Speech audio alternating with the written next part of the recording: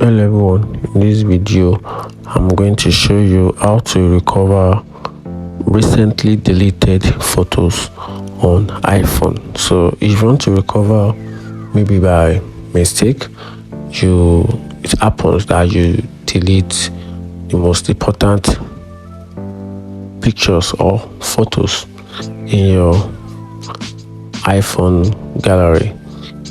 Here is how you can recover photos. So first thing to do is you tap on the Photos app on your iPhone. Once you tap on it, then you tap on album,